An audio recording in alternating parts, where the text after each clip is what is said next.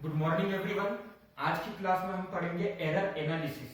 Errors क्या होते हैं, किसी भी मेजरमेंट में क्या क्या चीजें, क्या क्या एरर्स हो सकते हैं, उन एरर्स को हम कैसे रिप्रेजेंट करेंगे फिजिक्स में और कैसे हम उनको हटाएंगे। तो स्टार्ट करते हैं आज का टॉपिक, एरर एनालिसिस।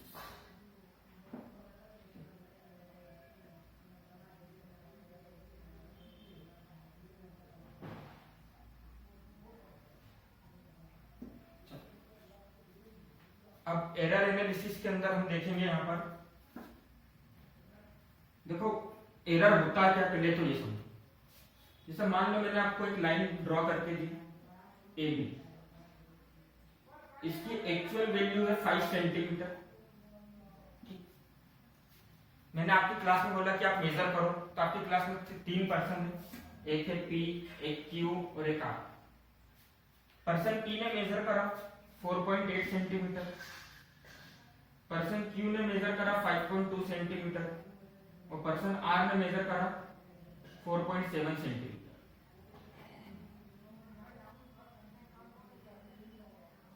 तो यदि मैं आपसे पूछना चाहूं कि पर्सन पी का एरर कितना है, तो आप क्या बोलोगे?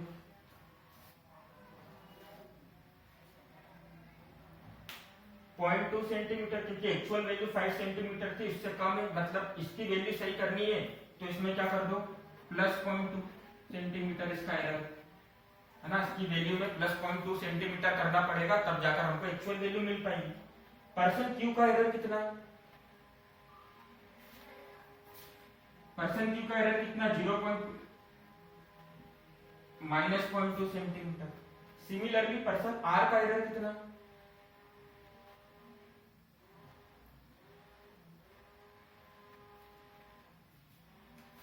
प्लस 0.3 सेंटीमीटर है ना। देखो इसमें 0.3 सेंटीमीटर प्लस करेंगे तभी तो जाकर हमको 5 सेंटीमीटर एक्चुअल वैल्यू मिलेगी।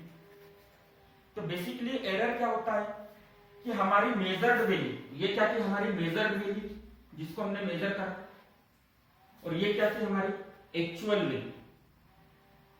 हमारी मेजर्ड वैल्यू एक्चुअल वैल्यू के कितने करीब है, हमारी मेजर्ड वैल्यू एक्चुअल वैल्यू के कितने पास में है, ये क्या होता है एरर का। सिंपल सा एरर लिखो।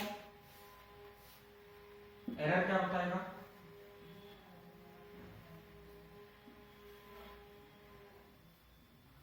या सिंपल सा एरर को इजी वे में लिख सकते हैं, difference between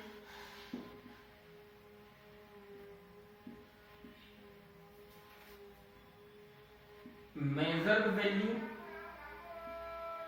difference between true value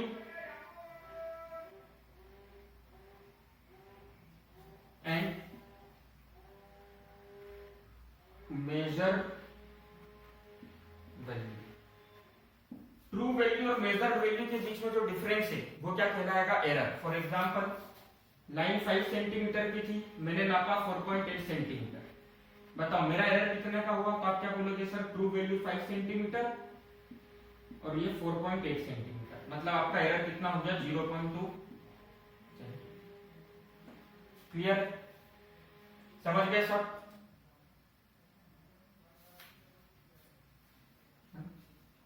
तो लिख लो एरर का फॉर्मूला क्या हो जाएगा, बेसिक फॉर्मूला एरर का, ट्रू वैल्यू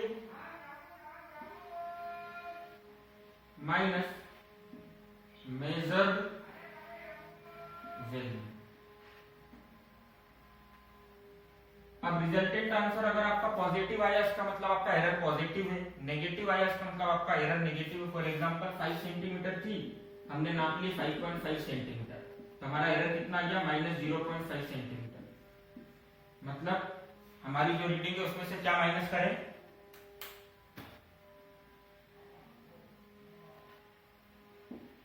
-0.5 सेंटीमीटर। क्लियर है सबको? अब बेसिकली हम बात करते हैं टाइप्स ऑफ एरर कितने होते हैं।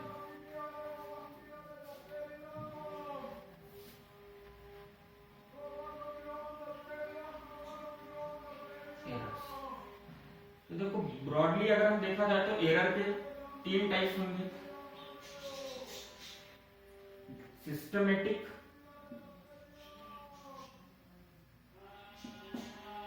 सिस्टमेटिक एरर,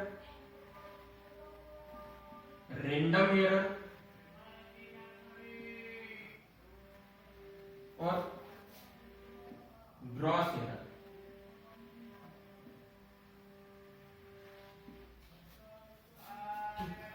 कितने टाइप होते हैं एरर के? सिस्टमेटिक, रैंडम और ग्रॉस। ठीक है। अब सिस्टमेटिक एरर जो होता है, नाम से समझ में आ रहा है सिस्टमेटिक, ठीक है, मतलब ये ऐसा एरर होगा जिसका कारण हमको पहले से पता होगा, है ना। तो सिस्टमेटिक एरर क्या होता है? कॉज नोन, ऐसा एरर जिसका कारण हमको पहले से पता है। फॉर एग्जाम्पल फॉल्टी इंस्ट्रूमेंट, इसको हमेशा समझ सकते हैं कि जैसे मान लो हमको क्या बोला कि एक रोड है जिसकी एक्चुअल लेंथ कितनी है 2 किलोमीटर, और उसको नापने के लिए हमको क्या दे दिया? एक टेप दे दिया। ठीक है। अब टेप कैसा है? खराब है। फॉल्टी इंस्ट्रूमेंट है मतलब टेप क्या है? खराब है। जिस भी, है ना, या मान लो रोड की लेंथ है 2 मीटर और हमको नापने के लिए क्या दे दिया? टेप दे दिया। और हमको जो टेप दिया वो टेप क्या है? मेजरिंग टेप क्या है? फॉल्टी। कैसा फॉल्टी है कि उसके अंदर लिखा हुआ तो 1 मीटर है पर एक्चुअल में वो कितना है? 1.5 मीटर।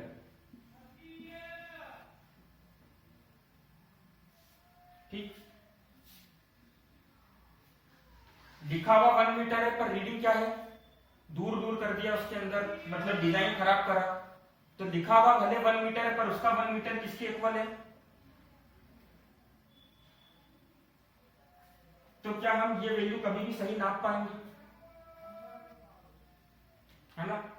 हम जैसे मेजर करने जाएंगे तो इसका ये 1 सेंटीमीटर है, यहां पर ये कितना बताएगा? 1 मीटर बताएगा। ठीक। और ये से नापेंगे तो कुछ 1.5 मीटर के आसपास हमको ये क्या बोल देगा कि रोड। क्लियर है सबको? है ना। देखो मान लो हमारे पास में 10 मीटर लंबा रोड नापने के लिए दिया हमको, और हमारे पास में टेप जो दिया हमको नापने के लिए वो खराब टेप दे दिया। एक्चुअल लेंथ कितनी है रोड की? 10 मीटर, पर हमको जो टेप दिया है वो क्या बता रहा है? उसके अंदर क्या है कि 2 मीटर जो है एक्चुअल में 1 मीटर, एक्चुअल में जो उसका 1 मीटर है वो सही में कितना है? 2 मीटर है। मतलब टेप की लेंथ में जो 1 मीटर लिखा हुआ, जैसे ये टेप होगी तो टेप के अंदर ऐसे छोटे छोटे लिखा होगा, फिर यहाँ पे लिखा होगा 1 मीटर, पर ये टेप खराब तरीके से डिजाइन करा, मतलब किसी ने गलती कर दी इसको डिजाइन करने में, और यहाँ से यहाँ तक की डिस्टेंस कितनी है? एक्चुअल में 2 मीटर है। तो एक चीज बताओ, जब मैं इस टेप से इस रोड की लेंथ नापूंगा तो मैं क्या बताऊंगा? 10 मीटर बताऊंगा, 5 मीटर बताऊंगा, क्या बताऊंगा?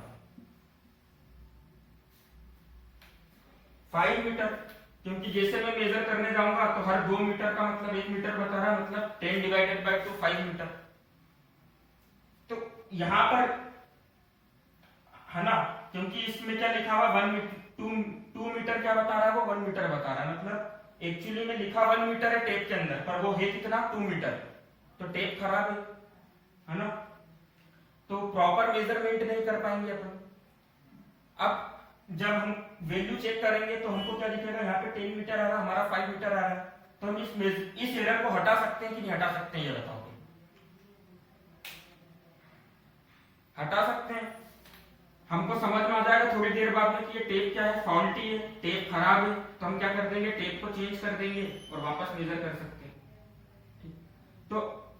तो ऐसा एरर, सुनो, तो ऐसा एरर जिसका कारण हमको पता हो और जिसको हम रिमूव कर सकते हैं उसको हम क्या बोलेंगे? Systematic error. बात समझ में आती? क्लियर है सबको? ठीक। कोई डाउट इसके अंदर किसी को? है ना। सिमिलरली इसको हम एक और एग्जांपल से समझ सकते हैं। आपने वजन नापने वाली मशीन देखी होगी, ठीक है। अब वजन नापने वाली मशीन में क्या है कि वो एक्चुअली में 10 केजी की जगह क्या बता रही है 5 केजी, मतलब अगर आप उसके ऊपर 10 केजी रखो तो वो एक्चुअल में कितना बताती है 5 केजी बताती है। अब मान लो अगर मेरा वेट 60 केजी है और मैं उस पर जाके खड़ा होऊंगा तो मेरा वेट कितना बताएगी 30 केजी बताए, है ना। तो हम देखेंगे ये तो पॉसिबल ही नहीं है, मशीन के अंदर जरूर कुछ दिक्कत है तो हम उसको चेंज कर सकते हैं। तो ऐसा एरर जिसका कारण हमको पता हो, जो कि किससे हो रहा हो, इंस्ट्रूमेंट की खराबी से हो रहा हो, ठीक है, तो ऐसे एरर को हम क्या बोलेंगे सिस्टमेटिक एरर। तो सिस्टमेटिक एरर समझ में आ गया सबको, है ना। तो सिस्टमेटिक एरर होने के कारण क्या क्या होंगे, फाउल्टी इंस्ट्रूमेंट, दूसरा कारण क्या होगा, मान लो आपने वो मैग्नेटिक लाइन ऑफ फोर्सेस बनाने वाला प्रैक्टिकल करा होगा क्लास 10th में। ऐसे एक पेपर के ऊपर बढ़िया से आप मैग्नेट रखते थे, फिर कंपास नीडल रख के ऐसा ऐसा मैग्नेटिक लाइन ऑफ फोर्सेस का डायग्राम बनाते थे प्रैक्टिकल में, याद आया, ठीक। अब मान लो मैंने आपको ये प्रैक्टिकल करने के लिए दे दिया, और प्रैक्टिकल करने के लिए कहां पर दिया मैंने, ऐसी जगह पर दिया जहां पर ऑलरेडी बहुत सारे मैग्नेट्स रखी हुई, क्या आपका डायग्राम कभी भी सही बनेगा,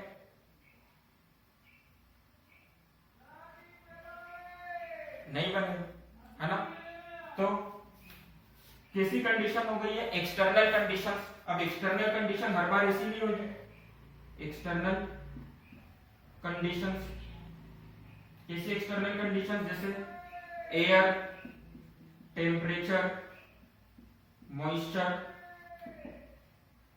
एक्सेट्रा।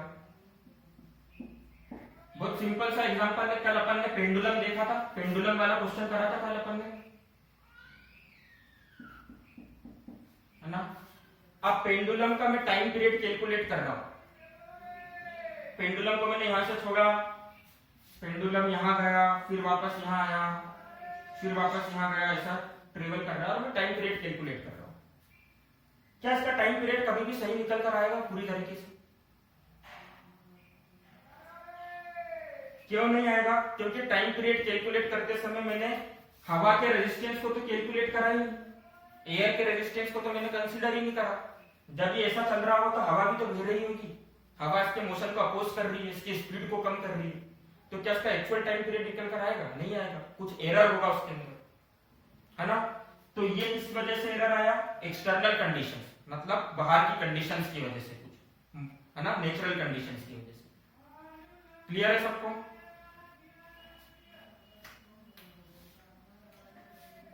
तीसरा कार्य क्या हो जाएगा, लिस्ट काउंट एरर।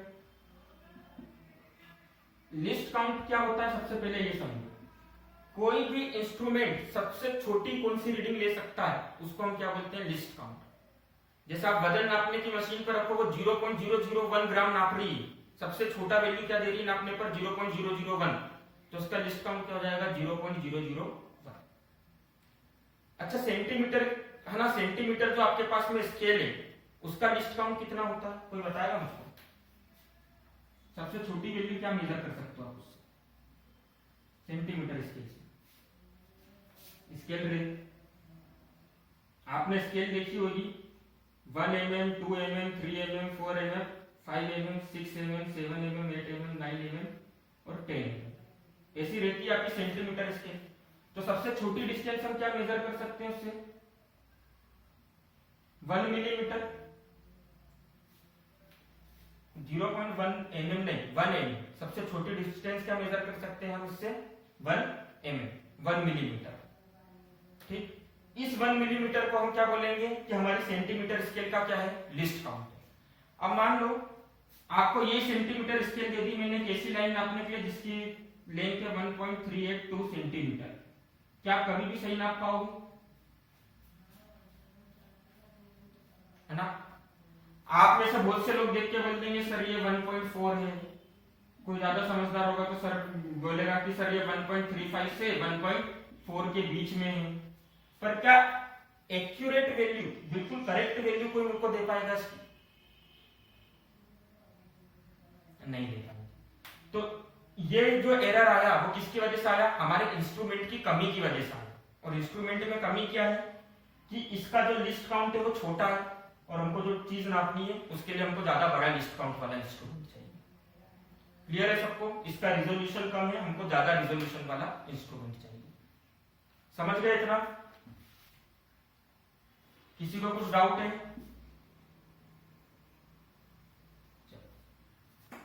नेक्स्ट हम आते हैं रैंडम एरर।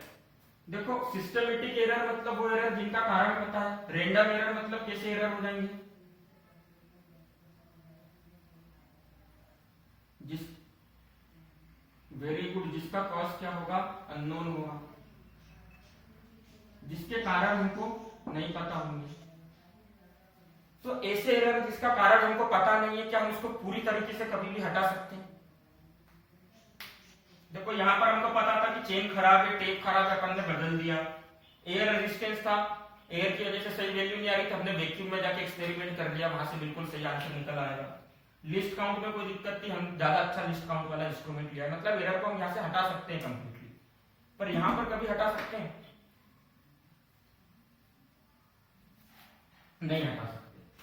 हम यहाँ पे एरर को सिर्फ क्या कर सकते हैं, मिनिमाइज कर सकते हैं। क्या कर सकते हैं?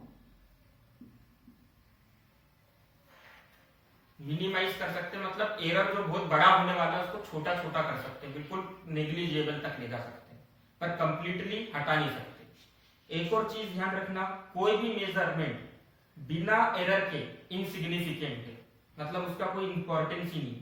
अगर आप एक लाइन भी नापते हो तो उसके अंदर कुछ एरर होता है, वो एरर 0.001 सेंटीमीटर के केंद्रों पर एरर हमेशा प्रेजेंट होगा।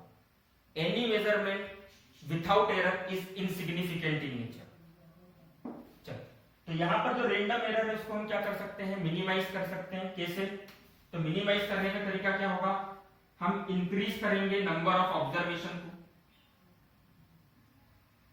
क्या कर देंगे हम,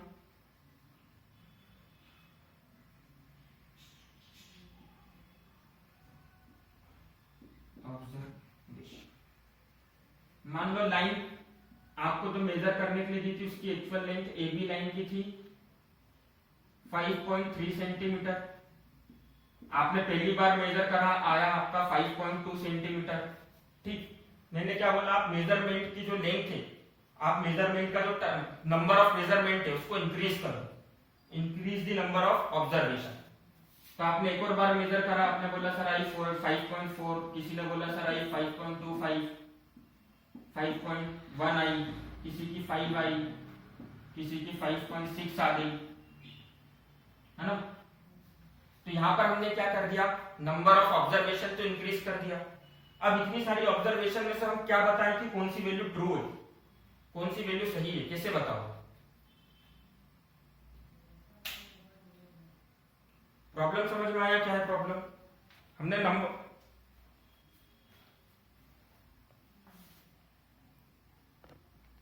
तो गिवन वैल्यू नहीं पता है ना हमको। अभी तो मैंने आपको बता दिया कि ये लाइन 5.3 सेंटीमीटर है। बताओ, आपको पता ही नहीं कि पहले से ये लाइन 5.3 सेंटीमीटर है।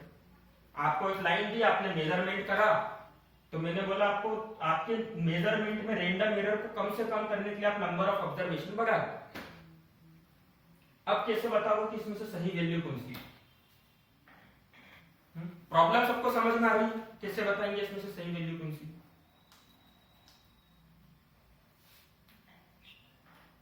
जो सबसे ज्यादा डिफरेंट होगा ये,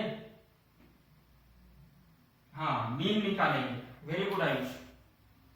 देखो ट्रू वैल्यू कौन सी मानेंगे हम, जब हमने नंबर ऑफ ऑब्जर्वेशन इंक्रीज करा। तो पहली वैल्यू को चलो मैंने बोल दिया कि पहली वैल्यू हो गई A1, दूसरी वैल्यू हो गई A2, तीसरी हो गई A3, ये हो गई A4, A5, A6, है ना। अब इसमें से अगर मेरे को ट्रू वैल्यू निकालनी है तो ट्रू वैल्यू क्या होगी, इन सभी वैल्यूज का अर्थमेटिक मीन। अर्थमेटिक मीन क्या होता था,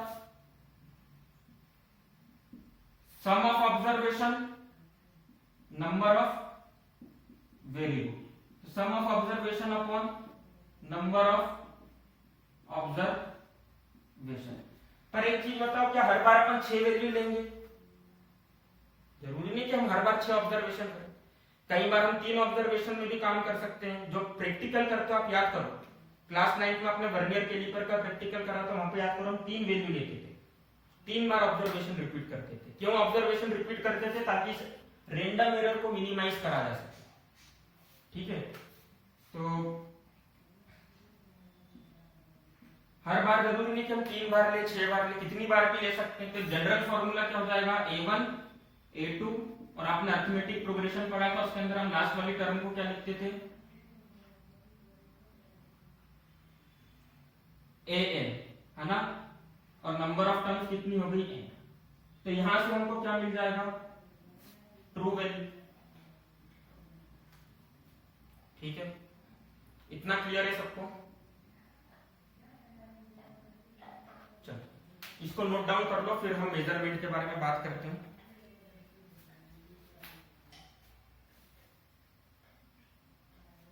नोट करना है आप लोगों को ना, screenshots are not allowed, copies में लिखें अपनी अपनी। किसी को कुछ डाउट है?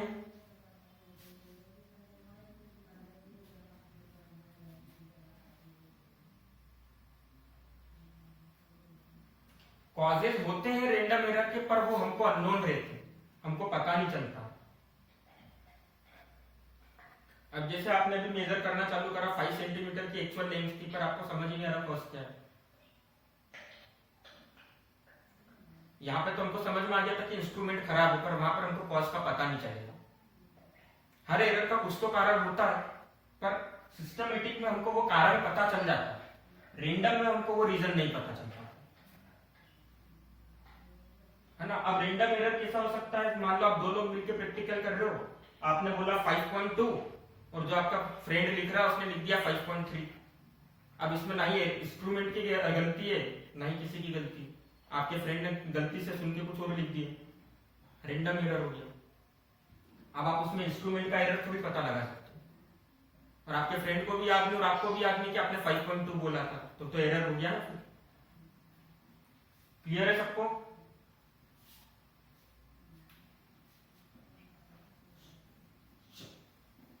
लास्ट एरर है ग्रॉस एरर। ग्रॉस एरर क्या होता है? अच्छा पहले समझ लो,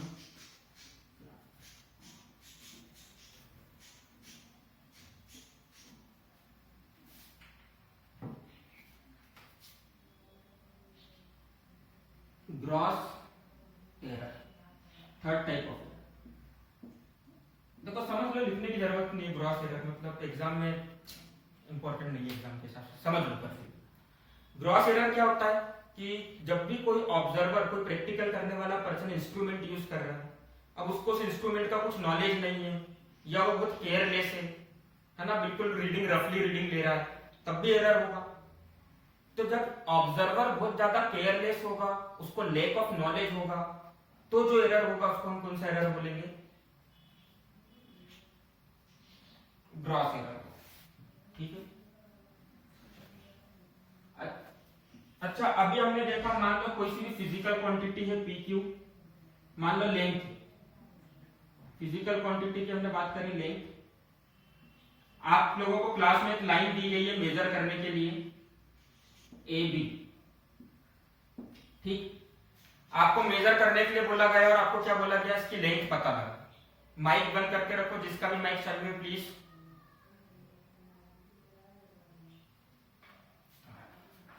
आपको एक लेंथ लाइन दे रखी है AB, और आपको क्या बोला गया? इसकी लेंथ मेजर करो। अब मान लो आपकी क्लास में से कितने लोग हैं? कुछ 5 स्टूडेंट्स हैं। पहले ने लेंथ मेजर करी A1, दूसरे ने लेंथ मेजर करी A2, तीसरे ने लेंथ मेजर करी A3, चौथे ने लेंथ मेजर करी A4, और फिफ्थ वाले ने लेंथ को मेजर करा A5। अच्छा अब मैं आपसे पूछूं कि ट्रू वैल्यू क्या हुई, एक्चुअल लेंथ क्या हुई? तो ट्रू वैल्यू क्या हुई लेंथ की?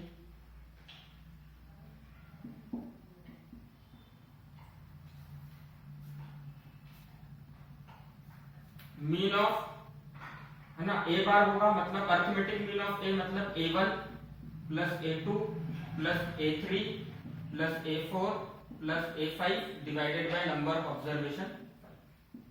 इसमें कोई डाउट है किसी को?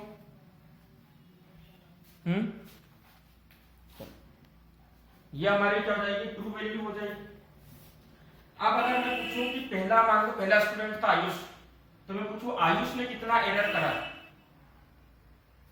तो यहां से बेसिकली क्या निकल कर आया हमारा? ए मीन, और ए मीन को ही हम क्या बोलते हैं? ट्रू वैल्यू, है ना। अभी हमने बोला था कि मीन को हम क्या बोलेंगे? True value. अगर मैंने बोला कि पहला जो स्टूडेंट है आयुष, है ना, ऐसे आयुष का नाम याद आया इसलिए आयुष बोल रहा हूं ना। अगर पहला स्टूडेंट आयुष है, उसका एरर क्या है? मेजरमेंट में उसने कितनी गलती करी है, क्या एरर है? तो एरर का फॉर्मूला आपको मैंने बताया था, क्या होता है? True value minus measured value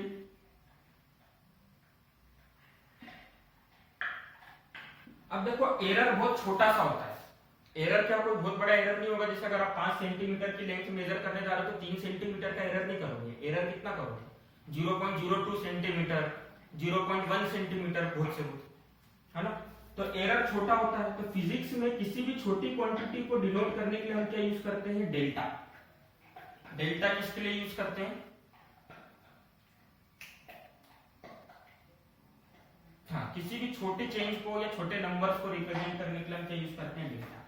तो आयुष की रीडिंग में जो एरर होगा छोटा होगा, तो इसलिए हमने यूज करा डेल्टा, और पहली रीडिंग आयुष की इसलिए डेल्टा A1। मतलब A1 रीडिंग में जो एरर है उसको हमने क्या लिखा? Delta A1।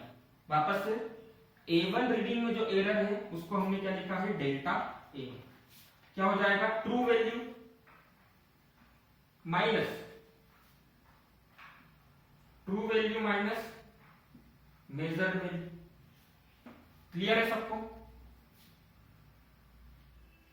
इतना समझ में? और हमेशा हम इसका क्या लेंगे? मोड। अब मोड का मतलब क्या होता है? सुनो, ध्यान से सुनो। मोड का मतलब क्या होता है? ये ऐसे दो ब्रैकेट में जो इनक्लोज है, अगर इसके अंदर ऐसा लिखा 5 माइनस 6, तो 5 माइनस 6 को सॉल्व करोगे क्या मिलेगा? -1। क्लियर है इतना सबको? अगर इसके ये मोड के अंदर लिखा हुआ है तो इसका ये मतलब है हमेशा हमको क्या कंसीडर करना है? इसका आंसर में प्लस साइन, मतलब हमारा आंसर क्या हो जाएगा? +1। मतलब मोड के अंदर नेगेटिव नंबर है तो आप उसको बाहर कैसा लिखोगे? प्लस के साइन के साथ। क्योंकि हम, है ना, क्योंकि यहां पर अभी हम सिर्फ क्या फाइंड कर रहे हैं? एरर का मैग्नीट्यूड, एरर का नंबर वैल्यू, न्यूमेरिकल वैल्यू क्या है एरर की, सिर्फ हम उस पर ध्यान दे रहे हैं, अभी साइन पर ध्यान नहीं दे रहे। तो इसलिए हमने इसको किसमें लगा दिया? मोड। तो ये मोड के अंदर जो भी आंसर आएगा हमेशा क्या आएगा? पॉजिटिव आएगा कि नेगेटिव, है ना। मोड के बाहर जो भी आंसर आएगा आपका पॉजिटिव आएगा। अच्छा, सेकेंड ऑब्जर्वेशन करी थी अमन ने, तो अमन की रीडिंग का एरर कौन बताएगा मुझको?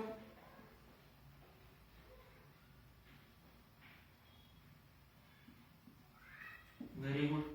चलिए, तीसरी रीडिंग करी इशिका ने, बताओ इशिका क्या लिखोगे इसको?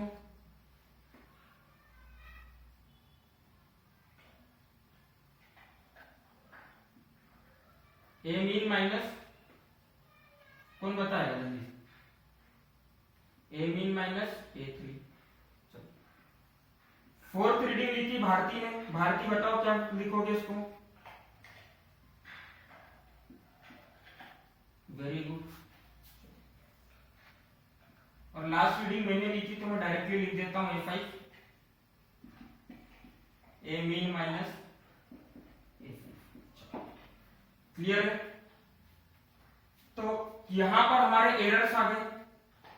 अब देखो एरर इतने सारे तो होंगे नहीं कि एक रीडिंग और उसके 10 एरर। एरर की भी एक फिक्स वैल्यू होगी, एरर की भी एक ट्रू वैल्यू होगी। तो ट्रू वैल्यू एरर की क्या होगी? किसी भी चीज की ट्रू वैल्यू निकालने का तरीका क्या है?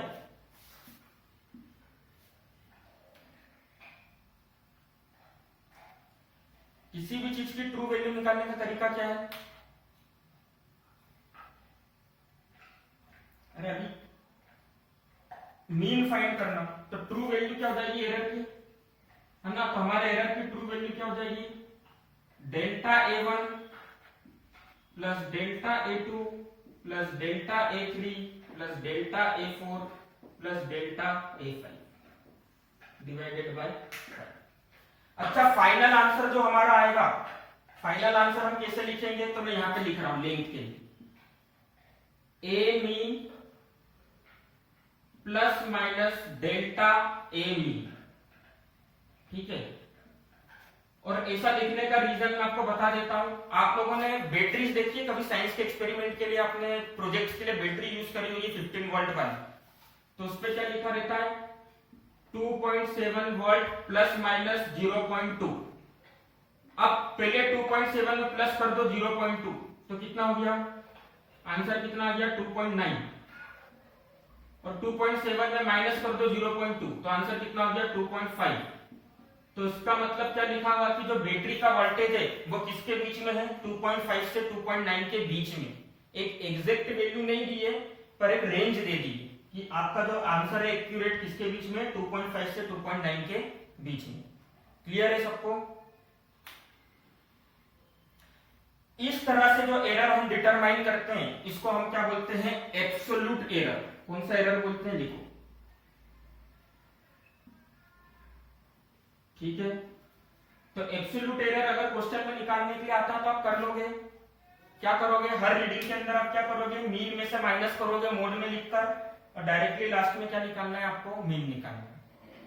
क्लियर है सबको? चलो, तो ये एब्सोल्यूट एरर क्या होता है इसको लिख लो अच्छे से।